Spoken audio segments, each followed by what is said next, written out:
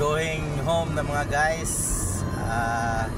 We're passing here at East RP. We're going to our garage now. Hey guys, good morning sa inyong tanan. Sa katong mga dili taga Cebu, mao ni ang naong sa SRP mga guys. A road that passed from Cebu City going to Talisay.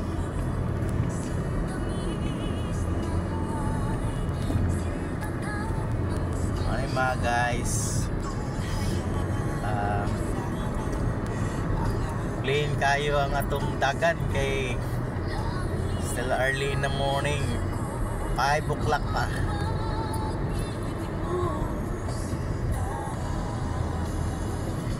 Tao din guys, medyo traffic na around 7 o'clock.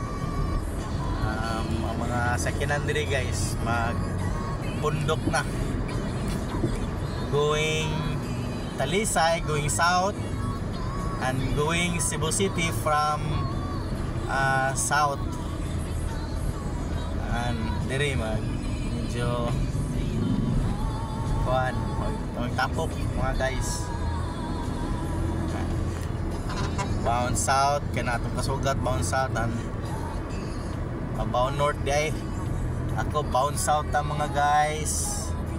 Woo! Good morning! Welcome to my vlog! Shout out ni John Alquizar, akong amigo nga vlogger ug operator sa Bako, Dancel, Bobby Paran, ang banggitan nga driver sa gobyerno, trailer truck driver. Hey guys, shout out sa akong mga kauban sa DFW, yeah, Department of Engineering and Public Works. Sa among department head si Sir Luel, Engineer Luel Colminal, si Boss Tami Kindaw, Boss G, Boss GY Irmak, among section head. Shout out sa ni Rick Mendoza de la Serna. Dinatas mga Talisay mga guys. Good morning once again.